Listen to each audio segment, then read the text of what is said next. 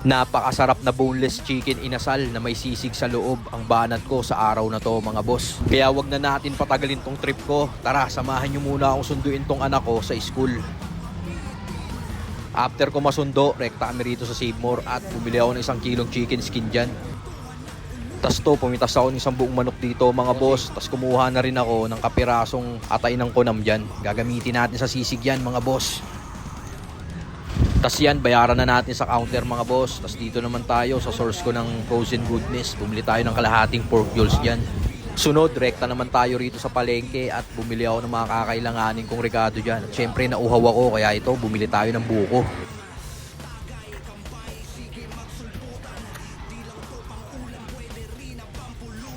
After mamalengke, pag uwi ng bahay, eto, may aalok ako sa yung mabisang kutsilyo galing sa Sufficient Tools PH. Nasa halagang 969 pesos, mapapasayo na tong Tiger Design Butcher Knife. Naka 35% off na to mga boss, kaya talaga namang ganap na ganap pag bumili kayo nito. Kaya kung matripan nyo tong Butcher Knife natin, check nyo, nasa yellow basket natin to. Tas yan, salang na natin sa pressure cooker tong jolls. Timplado na yan mga boss, sabay i-pressure cook natin to ng 20 minutes. Dito naman tayo sa ating 1 buong manok. Binisik ko lang na dinebone yan mga boss. Basic shit.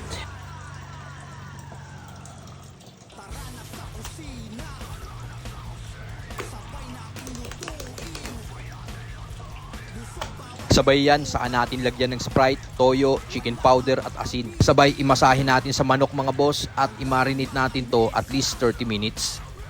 Dito naman tayo sa ating atay, lagyan lang natin to ng toyo at konting paminta at imamarinate din natin yan. At habang hinihintay kong lumambot yung pork jowl sa pressure cooker, maghiwa na tayo ngayon ng sibuyas na pula, sunod tong siling labuyo at siling berde.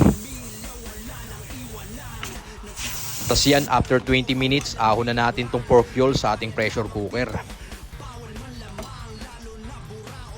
At ito na ang mise en place ng mga lulutuin ko sa araw na to mga bossing. Ednis na tayo ng kalan, lagay tayo ng bagong mantika. Sunod, hulog na natin tong ating mga pork jolls.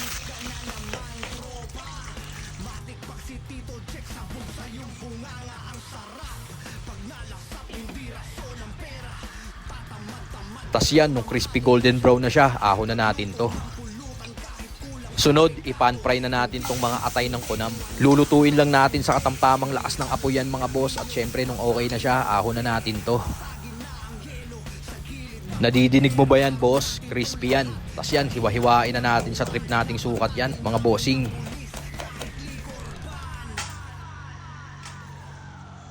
Tas tong atay, lagay natin dyan sa mangkok. Sabay lagyan natin ng sukang paumbong. Sabay durug-durugin natin yan hanggang sa tuluyan siyang matunaw ng ganyan. Sabay rekta salin natin dito sa yubab. Sabay hulog na din natin tong sibuyas, siling berde at labuyo. Sabay pigaan natin ang kalamansi yan. Lagyan ng liquid seasoning at paminta. Sabay haluin natin maigi at okay na tong sisig natin. Tas to na yung ating boneless manok mga boss. Pasakan na natin to ng 2 pirasong tanglad sa loob na magsisilbing pampabango niya. Sabay saan natin ipaglalagay itong mabibisa nating sisig mga boss. Isa sa mga original shit content ni Tito Otits yan mga tropa.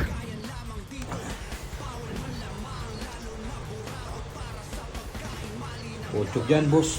Tas yan, saan natin pilipitin tong lambi ng manok mga boss. Saan natin tusukin ng toothpick na magsisilbing pinakapanglak niya.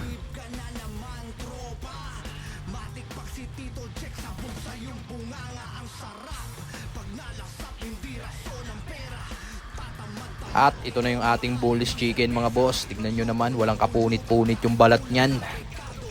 Tas yan, rekta salang ko na dito sa ating air fryer oven mga boss. Sinet ko ng 30 minutes yan sa 200 degrees Celsius.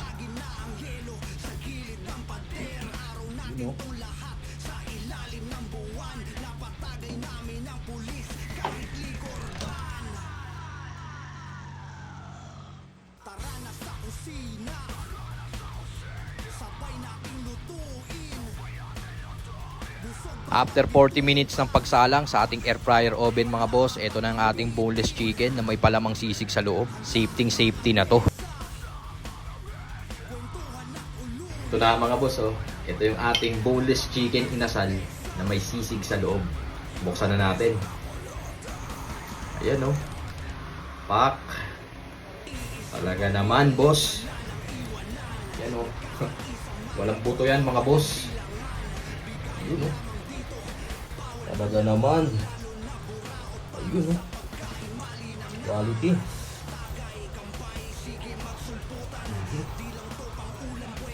Lagyan natin ng kanin mga boss para talaga namang ganap na ganap. Ano? Ito na siya mga boss oh. Tara, kain. Boneless chicken yan boss. Na may sisig sa loob.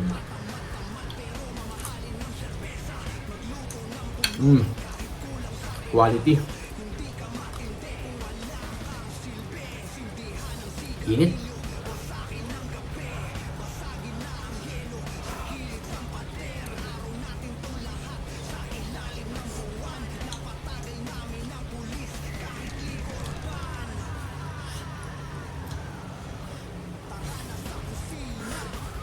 Ang hang.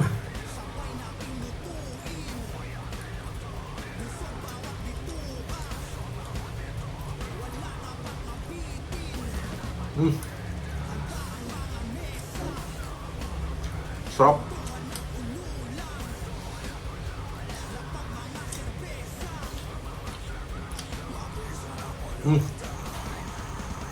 Panalo.